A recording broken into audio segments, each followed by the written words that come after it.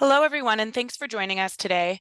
I'm Mallory Hendry, Content Specialist Manager with Canadian Lawyer, and I'm pleased to introduce today's webinar, 2024 Decisions That Have Changed the Canadian Estate Litigation Landscape. Today, we're joined by Kimberly Whaley, founding and managing partner at Whaley Estate Litigation Partners, and another partner from her firm, Bryan Gilmartin. As well, we have Ian Hull, co-founding partner at Hull & Hull, and the managing partner at his firm, Suzana Popovic-Montag. This panel of renowned estate litigators will discuss the critical court decisions that are driving the shifts in this area and share related insights and strategies to help you enhance your practice. At the end of the presentation, there will be a question and answer period if time allows, so type any questions you have into the Q&A box. I'll turn things over to our panelists now to begin the presentation. Take it away, Kim. Good afternoon, everyone, and welcome. Today, our panel are going to address some 2024 decisions with the goal of providing 8 takeaway practice tips from these decisions. We've had a lot of decisions this year, giving litigators, I think, pause when advising their clients, and certainly a great number of appeal court decisions. So let's get started with one of my favorite of the year, the decision in William Robert Waters and Gillian Henry. This one, the court dealt with a host of legal issues and claims.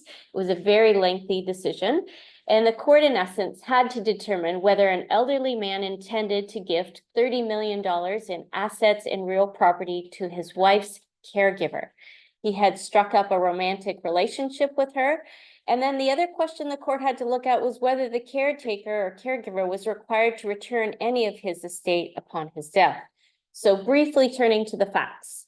In the 1990s, Phyllis was involved in a catastrophic accident which left her housebound and a recluse.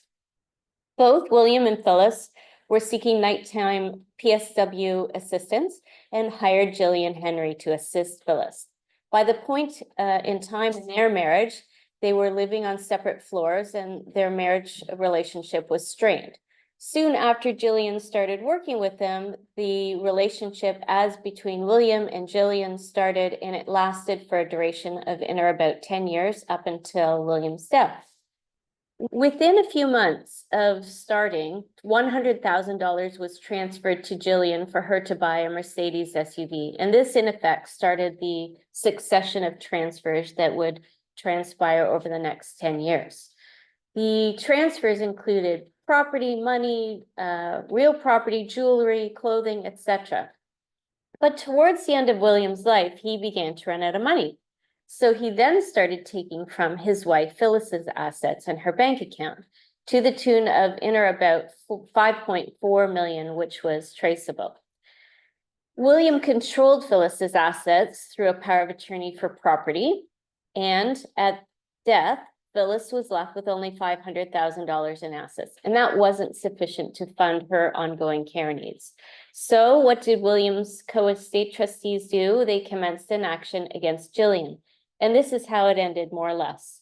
Notwithstanding the innumerate claims, and I'll leave that to you to review, the court found that the majority of the transfers that William made to Gillian were indeed gifts. Gillian was, however, ordered to return $2.85 million improperly gifted from the funds of Phyllis, and the estate of William was entitled to an 80% interest in an investment property under the doctrine of resulting trust. On addressing whether the transfers to Gillian were gifts or whether William intended the money would return on his death, the court relied on the test established to gift in McNamee and McNamee. It was a 2011 Ontario Court of Appeal decision, where the court said one has to show the donor intended to donate the gift, there was sufficient delivery of the gift, and there was acceptance of the gifts. William's estate attempted to use various remedies to prove that William did not intend to give the transfers. Most of them failed. And all of the ones that you see on the screen there were canvassed in detail by the court. Gillian was successfully able to demonstrate William's intention to gift, and in part, this was because of the evidence given that William knew that Gillian was spending the money on cars and jewelry and vacations. He reviewed all of his visa statements before authorizing the payments. The checks were issued to Jillian and signed by William, and the transactions were all personally approved by William himself. One of the two successful remedies claimed by William's estate was the one property that was returned by way of resulting trust. And that was a ranch property that Jillian had built a horse stable on. It was called the King of Hearts.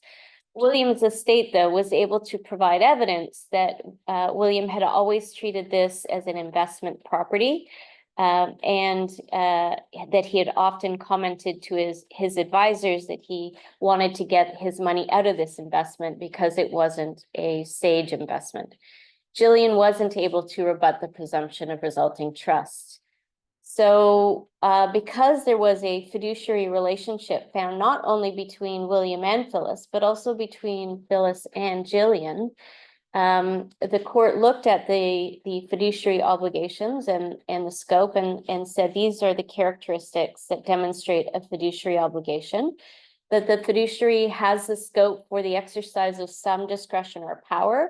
That power can be unilaterally exercised, and the beneficiary is particularly vulnerable or at the mercy of the fiduciary holding the discretion or the power. So in the end, Jillian was not entitled to keep Phyllis's money.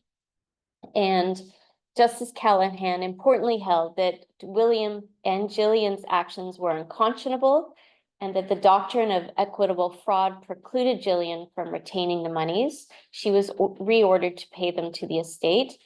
And I just want to comment in conclusion on this case, that these types of situations involving an estate often have evidentiary hurdles. And notwithstanding that, we see a rise in equitable remedies being successfully applied, and now a common theme.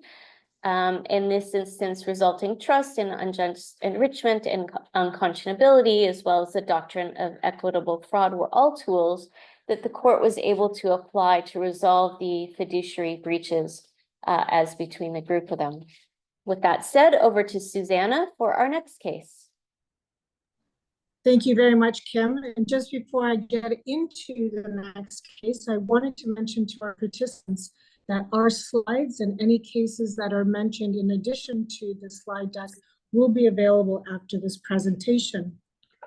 So the next notable case that I wanted to discuss was the 2024 Ontario Court of Appeal decision of Anatowich Estate versus Anatowich. In this decision, the main issue concerned whether perhaps there was more than one legal test for the rectification of a will. In terms of background, the deceased died in 2020, leaving 2 children, Markian and Yolana, and 3 grandchildren who were Yolana's children.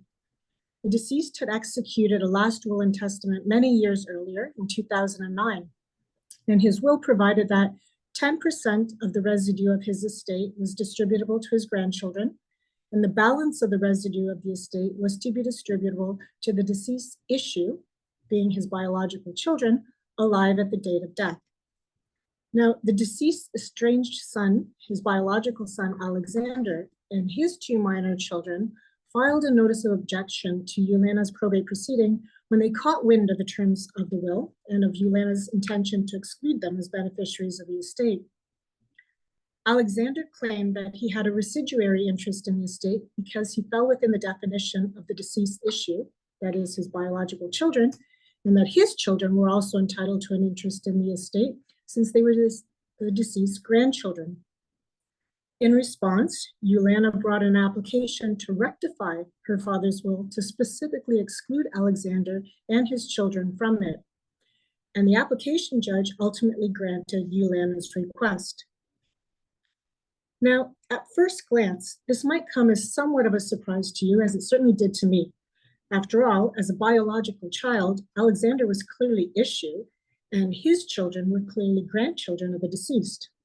There didn't seem to be any ambiguity, at least not in my mind, that Alexander and his children ought to have been included as beneficiaries of the estate purely by virtue of the terms of the will. But in considering the request to rectify the will in the circumstances, the court turned to the leading decision of re-estate of Blanca Esther Robinson, which we commonly refer to as the Robinson decision.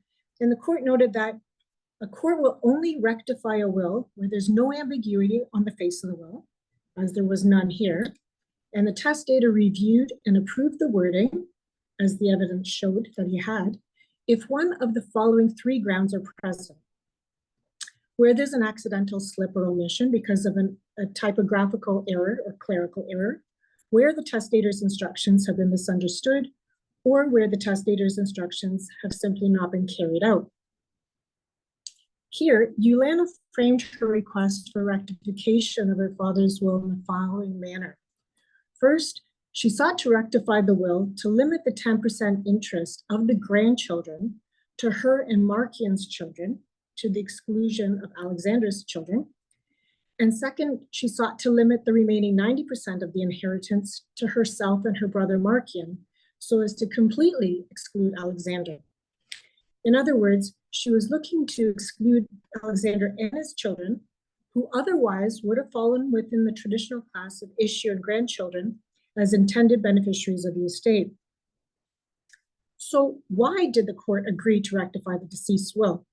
Well, in applying the test in Robinson, it noted that, firstly, the drafting solicitor admitted that because he had used a standard form will precedent, he didn't actually accurately capture the deceased's intentions or his instructions in the will.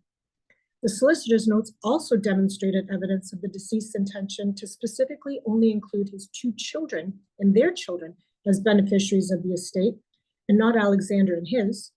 And finally, the court was of the view that the proposed rectification would ultimately carry out the deceased's intentions as set out in the evidence before it.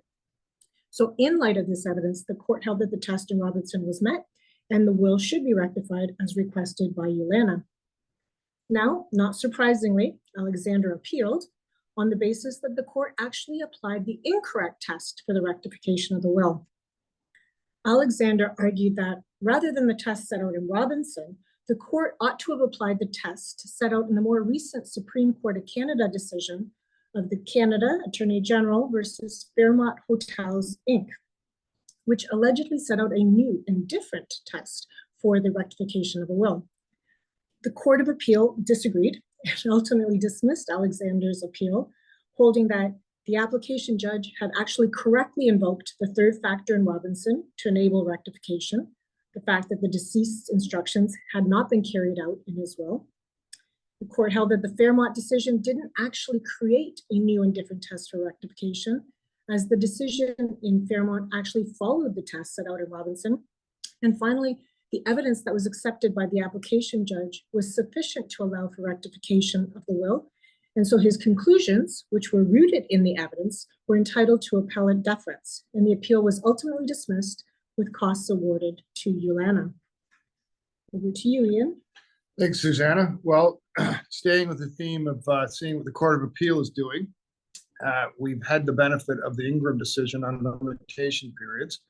And this decision, of course, is important on a bunch of levels, but it's the first practice tool that two things I always do when I get a new matter and intake is give me a copy of the will and what is the date of death? Well, this decision really turned on the date of death. It really mattered. And that is, when do you start calculating limitation periods? The deceased died in 2017. He left a will back in the late 80s. But at first instance, the applicant was Ms. Ingram, stated that she was the deceased common law spouse for over 15 years and was left out of the will. And so she also went on the facts were that she had lived at the deceased had lived at her house for years, and that he used his house as a rental home and was therefore allowed to generate some income for the benefit in that regard. So it was important that she actually never factually lived in the deceased house, but so she brought a claim against the deceased estate by way of constructive trust or resulting trust for a share of the estate, and relied on the limitation periods under Section 4 of the Real Property Limitations Act, which gives you 10 years to make such a claim. Well, at appeal, our firm was privileged enough to be able to argue as interveners in this case, so we were directly involved in the decision. And the deceased appealed the decision, the estate trustee appealed the decision of the motions judge. Interesting, again, as the litigator, the motions judge was elevated to the Court of Appeal soon after that judge had rendered their decision. So it's you can never get away from your decision, so to speak. So the question was this: what limitation period applies? The Trustee Act or the Real Property Limitations Act? She commenced her claim outside of the 2-year limitation period from the date of death under the Trustee Act. So she was proceeding on the basis of being covered. Her coverage was through the Real Property Limitations Act because it was dealing with real property. The difference between these instruments is, I mean, these provisions is very important. And Justice Roberts was phenomenal in terms of her analysis. The careful consideration into this decision is a real tribute to, it's fun to read. Sometimes these cases put you to sleep pretty quickly, but this is fun to read. It was clear, plain English, and her analysis was really dead on in terms of at least understanding it. Whether it's right or wrong is for another day. But at the end of the day, she looked at it and said, look, we have to apply some sort of statutory interpretation here. What to determine what is it 2 or is it 10 years? What provisions apply here to protect or not protect this claim? And they dealt with, they looked at the Izendorkov factors that they consider in judicial determination of statutory provisions. And she went on to, again, this is a bit of a law school analysis, so it doesn't really matter to me all that much because it was very helpful if you want to look at interpreting statutes. But the key was that she looked at these 4 factors. The result is really interesting to me because the court came up with a decision that basically said the legislative intent behind the Trustee Act was to go for the shorter period. And one of the key submissions to the Court of Appeal was, do we want a state sitting out there for 10 years in limbo if they are dealing with real estate, right? If you've got real estate assets. So we got some real comfort. The court said, go to the shortest, and came up with a really cool statutory analysis process and told us a good reason why. So thank you, Justice Roberts. The last thing I want to say, though, on this case, though, is that literally weeks after this decision, again, it's got to be tough in the Court of Appeal in terms of any judges finding out what's going on down the hall. There was a decision called Gomez, and I put it in the Slack channel. I'll put the link to the Slack channel, Gomez versus De Silva. And we'll when we circulate to everyone these slides, and we'll make a note of this decision as well. But because quickly that decision came out literally just soon after, and very similar facts where there was a fight, there was an issue between one child was argued constructive trust against a real estate property, and wanted to rely on the Real Property Limitations Act. They tried to actually use the provisions of the Petition and Sale Act to get around some limitation periods. Basically, two of the kids got the real property, and the kid that got cut out said, no, I've got an access. I want to get access to that property via constructive trust claim. I have to, and I'm outside the 2-year limitation period, so I want to go under the Real Property Limitations Act. The court never addressed the role of the Trustee Act in this case. So the same court, within weeks of each other, dealing with a very similar facts, didn't deal with the question, because in this case, the claim was outside the 10-year limitation period. So they didn't even have to go into which limitation period applies here, because they didn't actually get the question of whether the Trustee Act applies or not wasn't even raised. And so, the court got off this because they said, well, you're even outside the 10 years. The important thing to me is this, like there is some watering down of the Ingram decision potentially from this decision.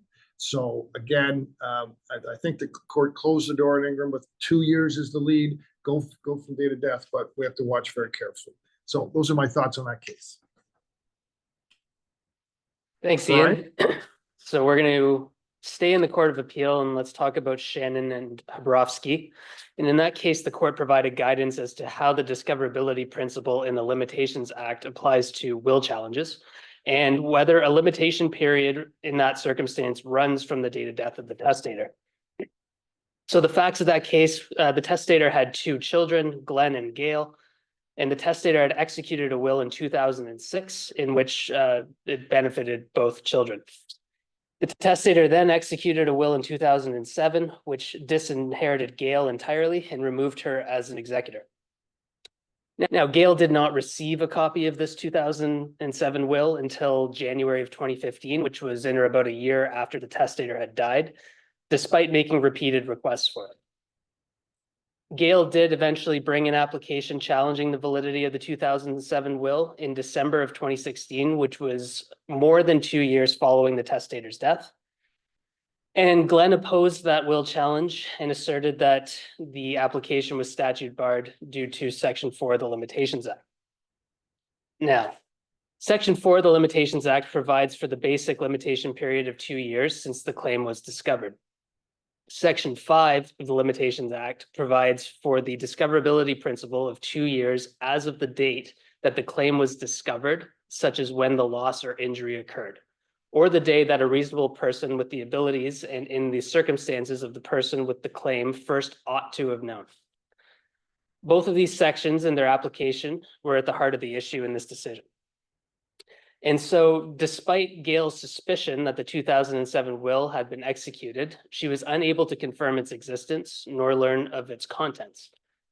And on this basis, the court found that the limitation period did not begin to run from the testator's death. And for this reason, Gail successfully rebutted the presumption of Section 5 sub 2 of the Limitations Act, saying that a person with a claim shall be presumed to have known of the matter referred to in Section 5 sub 1 sub A on the earliest day which the claim occurred.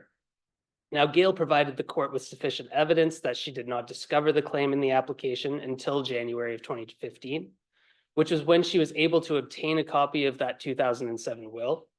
And it was from that moment that the 2-year limitation period began to run. So Glenn appealed, and on appeal, he argued that the Superior Court should have found that Gail's application was statute barred by Section 4, and again argued that because it fell outside of the 2 years from the date of death, it should fail.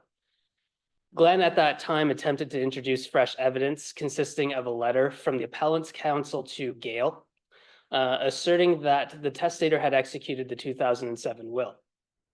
And so this was really an attempt to show that the discoverability principle ought not to have applied, and Gail was aware of the existence of the 2007 will prior to January of 2015. Now, the Court of Appeal in its analysis held that the letter did not have an impact on the running of the limitation period imposed by the application judge. The court concluded this on the basis that a mere suspicion of the will's execution was not sufficient information to commence a will challenge, given the importance placed on the contents of the will and the bequest. And ultimately, the court ruled that the application judge did not make any reversible errors regarding the limitation period issue.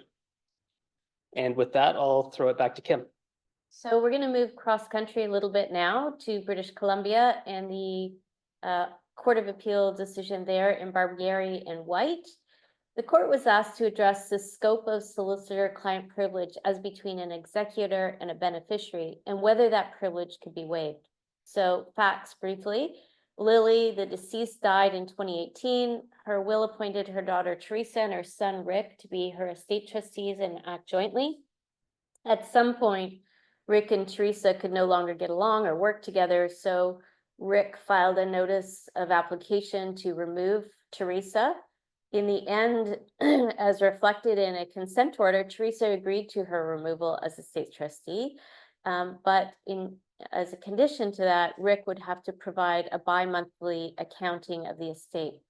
Soon after that happened, Rick asserted that he and his counsel had inadvertently disclosed privileged documents for an accounting period that ran a period of 2 years from 2019 to 2022. And the court found that Rick had indeed waived his solicitor-client privilege over all the claimed privileged documents simply by the agreement and reflection in signing the consent order. But the court did find also that there was no waiver of privilege on the legal advice given to Rick and to in his capacity as a state trustee, and the legal advice included in the legal invoices. So in looking at the criteria for a waiver of privilege, it may be established where it is shown that the possessor of the privilege knew of the existence of the privilege and voluntarily evinced an intention to waive that privilege.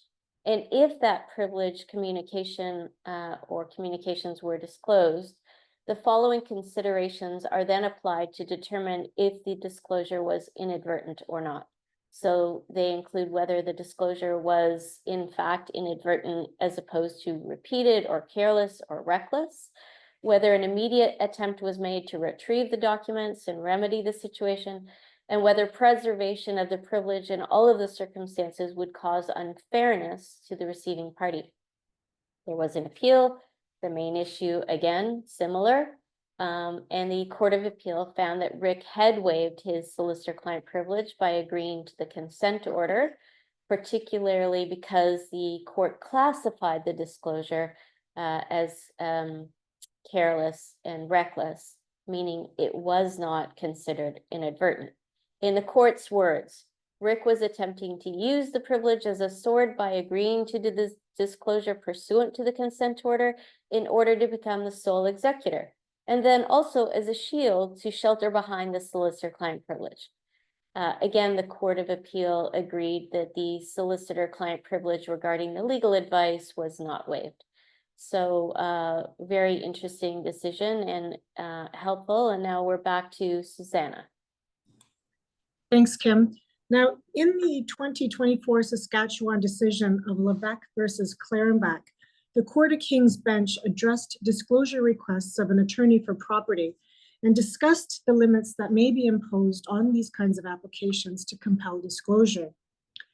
Here, the applicant sought an accounting from the respondent, who is her sister, in the prescribed form under the Powers of Attorney Act in Saskatchewan, and also sought a significant amount of additional disclosure. And for this request, she relied on the inherent jurisdiction of the court as authority. Now, the court found that the respondent had already provided the required statutory accounting to her sister, even before the proceeding was commenced. And although there was some dispute about the appropriate starting date for the accounting, the court ultimately held that what was provided was sufficient to meet the statutory requirements. In terms of the applicant's request for additional information and documentation, in the court's view, that was quite extensive. And so in refusing the request, the court held that the applicant could not simply rely on the inherent jurisdiction of the court for such a broad disclosure request. Now, in coming to this conclusion, the court had to determine whether the respondent was required to make the broad disclosure requested by the applicant in light of all the relevant circumstances.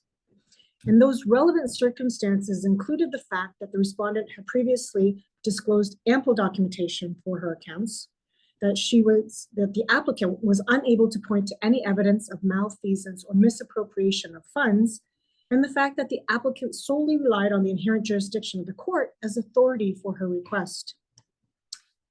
Ultimately, the court declined to order the additional information because there was an insufficient basis, it said, to justify the additional disclosure, which was, according to the court, over and above what was required by the statute. In terms of the applicant's reliance on the inherent jurisdiction of the court to further order disclosure, the court noted that counsel too often rely on this concept of inherent jurisdiction to support arguments that they can't otherwise articulate. According to the King's Bench, the inherent jurisdiction of the court is not a panacea, and counsel cannot rely on it to request just any remedy not specifically set out in statute.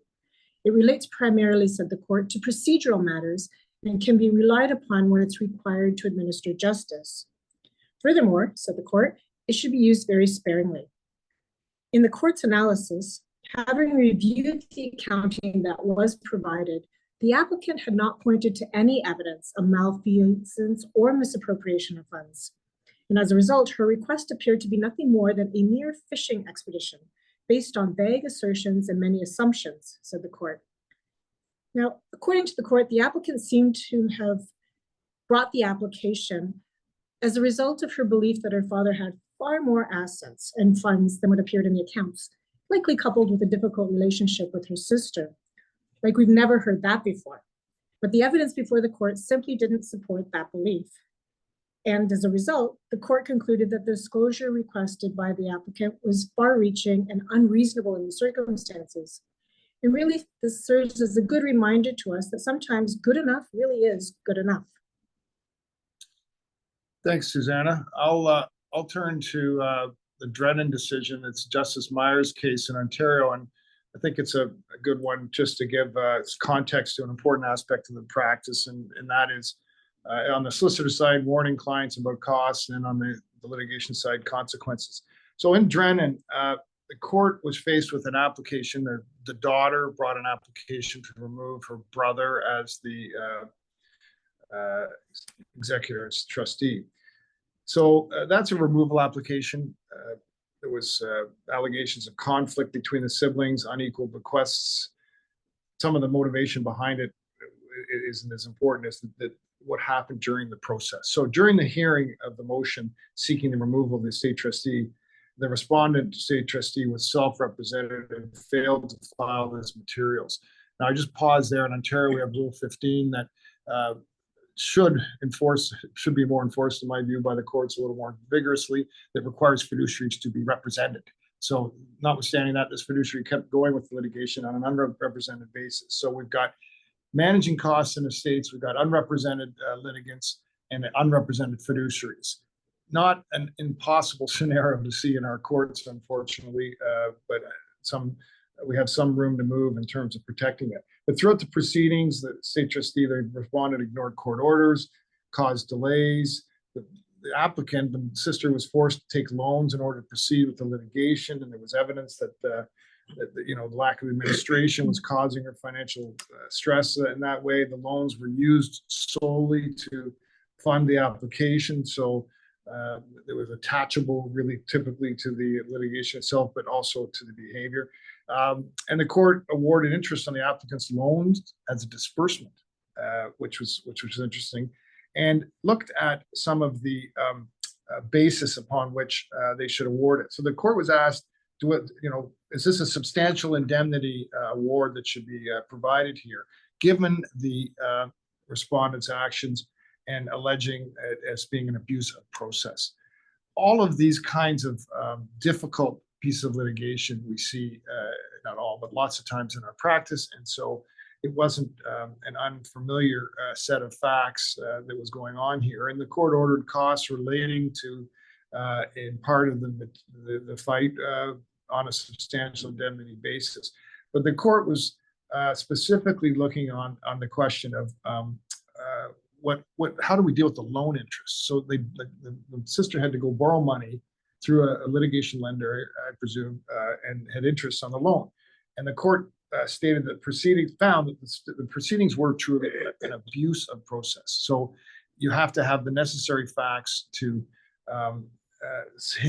ring that bell, and also labeled it sort of a scorched earth litigation. And I sort of chuckle because I can't imagine many cases that the four of us litigate. You feel like you're in scorched earth, and how do you ever ring that bell is always a difficult barrier to finding. But in this case, Justice Myers went right at him and said the thing that the respondents can't legitimately do is ignore steps. They can't require other people to bear costs as a consequence of ignoring those steps, behavior that we see all the time. And so it was nice to see a little sanction against the respondent and ignoring court warnings. Basically, the court found this person was a bad actor. So the decision just helps us give us some parameters as to whether we can go to the court and say, this is a really bad one.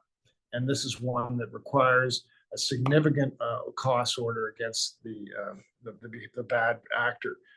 My last point on this is that it's helpful. It's always guided by the facts.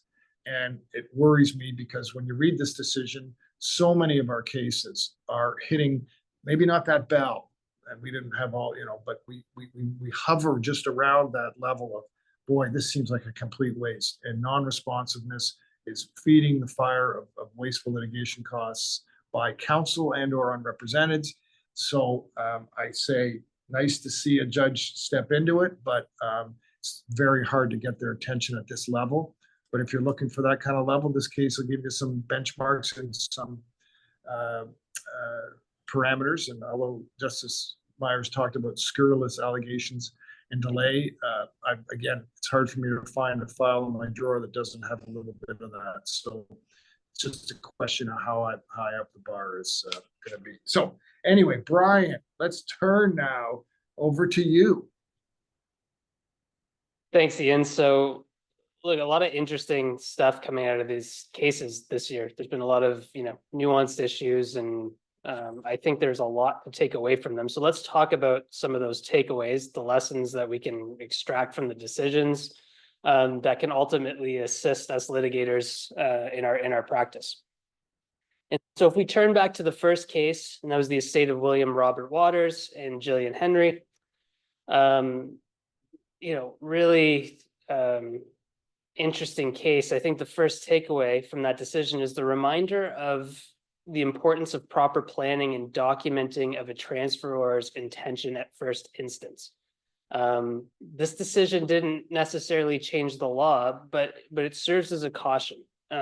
If the intention of the testator is not made clear, then the transferee, the person receiving the transfer from the deceased, it could be held to the burdensome task of rebutting the presumption of resulting trust by demonstrating that the transferor intended to make that gift. And so if the file's not properly papered and the evidence isn't there, that is a tall order and a tall task to be taken to. And by all accounts, in this case, on the face of it, for those estate trustees, it looked as if this was a vulnerable testator. Now, the facts didn't bear that out, but as a trustee or co-trustee, you're looking at it going, hey, what do I do here? And what can I employ to try and figure this out? And combined with the facts seem to read that William was very private, that he in his relationship with his advisors would be upset if they were too stern with him or they directed him in a way that he didn't agree. And so that was obviously a very difficult client in terms of the papering. Yeah, and look, the practical reality, not to beat a dead horse, it's really the evidence of intention used by the parties that's often derived from the drafting solicitors and the financial advisors. That's really, home base for that evidence, and it just didn't bear out here. And lawyers are often reminded of their duties and should adapt best practices, such as keeping clear and contemporaneous notes of any discussion regarding the transfers, because this is really where it can come back and cause big problems. And So, two, Bryan, I think, Bryan, just on that, in terms of the takeaway too, that I think it's one of those cases that it's long because it was a lot of facts. So, this is a good judge who wrote a good decision, but had to struggle with competing set of facts that would have been tough for a judge, but you imagine for the litigators to corral in. And one of the themes that you see on these cases is, first of all, the law is straight as an arrow, right? McNamara decision and all of his supporting what the thresholds, Frame and Smith, all the threshold tests there. So the judge didn't have to go create new law. But an underlying theme that I could see through this decision was the widow wins. And I think that judge must have struggled with that. And Justice Lissman 100 years ago told me that in open court many times. The widow wins, or the spouse wins, and the surviving spouse wins. And it was really interesting how the courts, you see this theme being picked up by the courts a lot. And that is, no matter how hard you try, you're going to need to resolve sort of foundational elements of any relationship. And if you've got a widow floating out there that isn't supported properly in the mind of the judge, they're going to find a way. And I think that this judge quite properly found a way with very awkward set of facts. And as you say, Kim, if you glance over this, if you read the book by the cover, you can prejudge this pretty quickly. But as you start to read how the facts unfold, you realize that it was a relationship of a serious relationship, the girlfriend, and it was something that the judge found that, but I mean, it was something that you couldn't ignore that. So I really like the decision to teach us some themes as to how to manage our cases too, and that's one of those themes. Yeah, that's interesting. And there's a good bit of analysis in there too about how a court is going to give, deference to the autonomy of the donor, even if those decisions are controversial. And again, easy to read the facts at first instance and jump to some, assumptions and conclusions. But, you know, the decision proves that a transferor may do what he pleases with his property. But when litigation ensues, the intention of the transfer must be clear, and that's really key. And the court must balance these transfers against the legal presumptions of bargains and gifts. And I guess just one other takeaway too. I mean, we were talking about, you know, testamentary intentions, but if we're not dealing with that, but, you know, gifts during lifetime inter vivos transfers, we also need to remember deeds of gift. It's a reminder that recommending that to a client may save a lot of expense and hassle and conflict. A deed of gift, it acts as evidence to show the intention, and it's a tool that could assist or go some way to resolving some of these issues. It's so true, you know, and I always get grumpy as a litigator, and I get a file and you know that a deed of gift might have closed the door to the claim, or vice versa. When there's no deed of gift, I'm clapping. The other thing about this case is, you know, the volume work in this area, as we all know, is growing, and the stories are sometimes worthy of attention from third parties like the media. And this was a tough one too, right? All counsel had to struggle with the fact that there was a Toronto Life article out on this before the decision came out. And it was just a good lesson. I mean, I know all the counsel on that, and they had to be very circumspect about how they managed that, and they all did a terrific job. But we have to be aware that if we get approached by the media on these cases, especially on a case like this, where, as Kim, you said, on first blush, you could really maybe misread some of the behavior, and you see it all the time with predatory marriages, Kim, in your cases, where you've got a situation where, you know, maybe it isn't so predatory, maybe it is very difficult, but if you've got a story to tell or a fancy name involved, we as lawyers are now more and more having to manage the media, and everyone has their own techniques. I typically am not very adept at it and try to stay away from it when it comes at me. But I don't know what, Kim, yours and Bryan or Suzana's experience is with the media. That's something that, you know, there's a case that on the face of it was relatively modest in size. I mean, this wasn't a famous Toronto family in that sense. So the media grabbed on the story, not the money.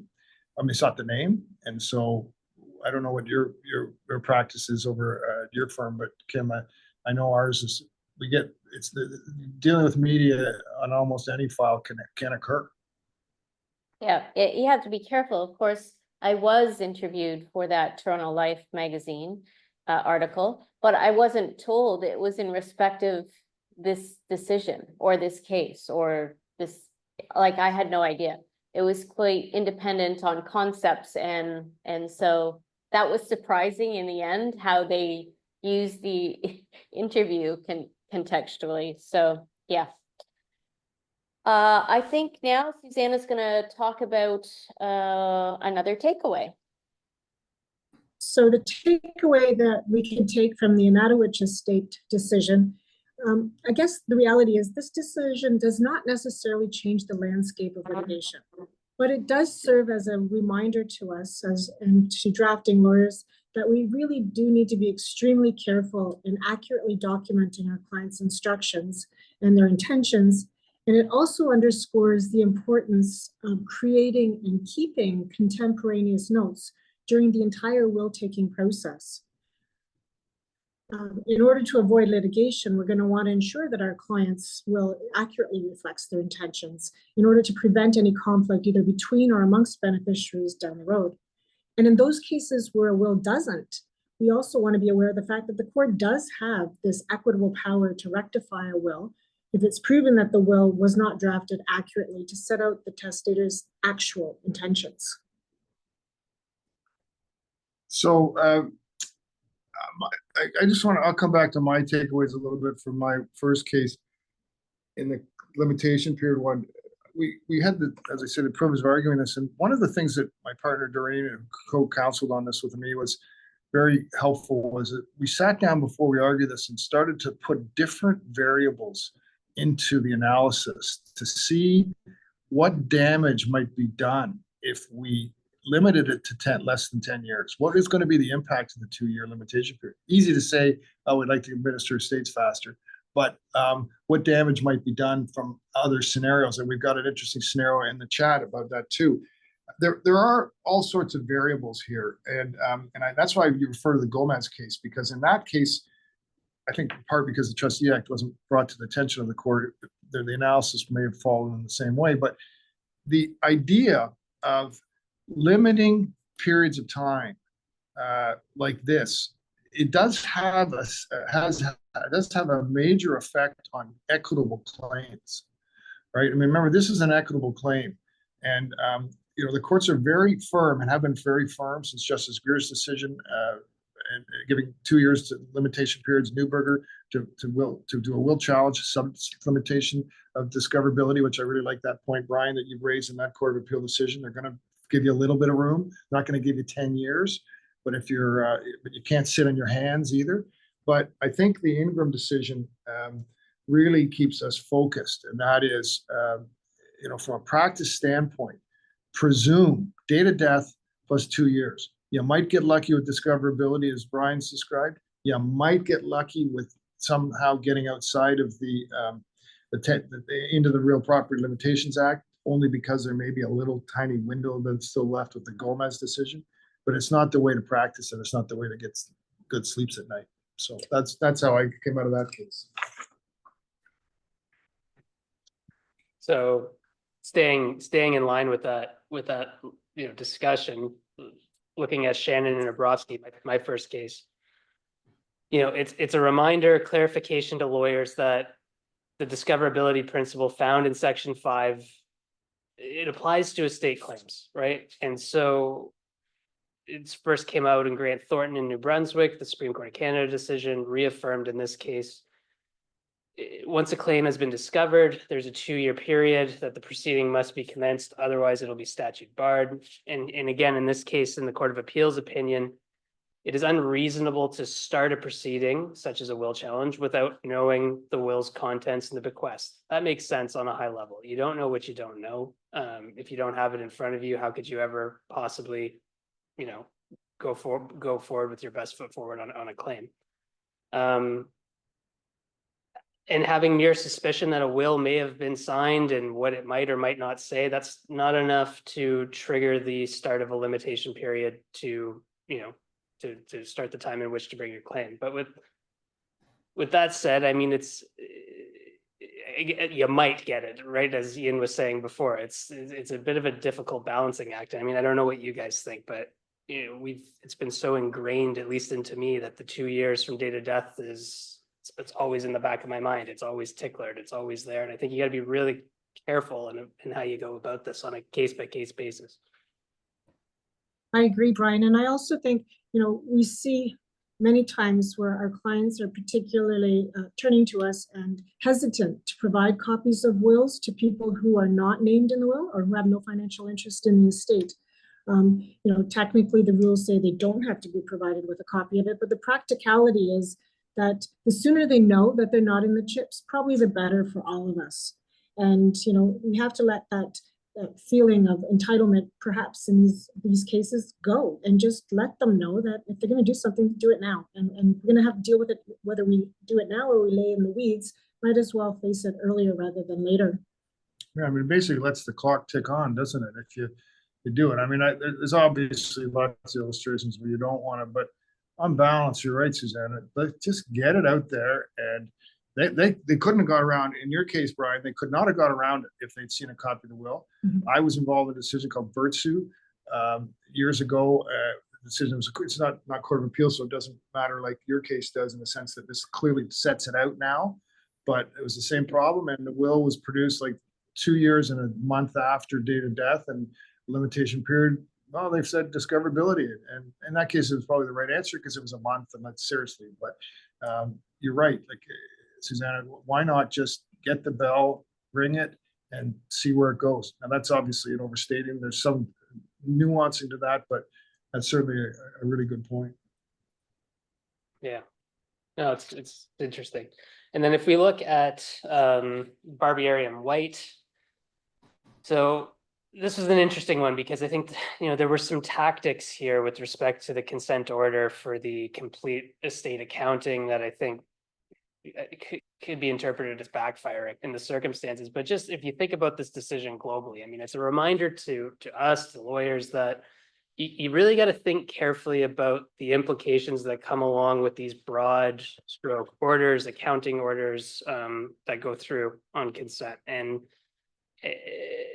whether or not in the circumstances you need goalposts there to protect yourself and protect the solicitor-client privileges between you and your client. Remember that in this case is that the estate trustee was to provide a complete estate accounting. It was consented to. That's not all that unusual. But again, you can't use the concept of solicitor-client privilege as a sword and a shield to kind of finagle your way through it. I mean, in this case, the court was clear that it was expressly waived by virtue of that consent order. So I think you just really got to give that some thought and be careful. But you're right, Bryan, in a sense, like obviously they played too cute in the court's mind on that. But Suzana, like the question of solicitor-client privilege is always one of these interesting things. Like we know it survives death, but what are your thoughts about how it's managed just generally? And that what's that old decision from the 1920s that allows what do you do when someone comes in to see you, does a will? What's the expectation of a lawyer at that point? Is the solicitor-client privilege attaching at that moment in time, or how do you deal with that once they're dead? Yeah, I mean, I think that's an interesting debate. I mean, there certainly is an exception to the solicitor-client privilege, the wills exception, they call it. That goes back to a very old case where there is this expectation that if you're retained to prepare a will, that document is not meant to be kept in your file and never produced. It's meant to be produced and relied upon by the state trustee to administer the estate. So there's an exception to that strict rule where we can't say anything that's in our file or reveal anything in terms of our retainer. Sorry, we're getting a little feedback, not sure why. But the other part too, Kim, you did the model order for the court with a group of us, and it's solicitor-client privilege in the orders, but the duty of confidentiality too, right? And yes, and the duty of loyalty, I think we often include as well. Yeah, tell me your thinking on the duty of confidentiality part in the form of the standard form orders in Ontario we use. We always say we can waive the privilege and the duty of confidentiality. Why do we need both in your view? I think to protect the lawyer, I mean, even the rules of professional conduct say that we have to hold information disclosed by a client with confidentiality and with the duty of loyalty. And so I think we want to make sure that when we disclose our file that we're covered, that we're not doing something offside any of the rules, and that we're authorized to provide the file or documents that have been requested without reprisal.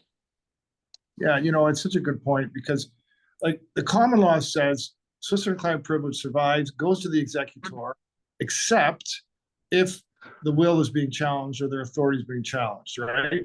So the other part of it is, of course, our ethical obligation of the duty of confidentiality. So if you cover off the common law piece with a solicitor-client privilege waiver in the orders and a duty of confidentiality, nobody can say you've breached either your regulator or the common law. So I get that's a good point, Kim. I'm not sure whose next takeaway it is. I'm running out. Next takeaway would be mine, and that is in respect of the Levesque decision. I think this case really serves as a caution to us as lawyers that we shouldn't make the mistake of relying on inherent jurisdiction of the court when we're making disclosure requests to fiduciaries that go way beyond what is typically entitled to, or what we would be entitled to pursuant to the statutory authority. So, for instance, there still has to be some proof of malfeasance or misappropriation of funds to merit something more, a more extensive disclosure request. And as officers of the court, we really do need to set out and rely upon the underlying authority for our requests, whether it be evidential or legal.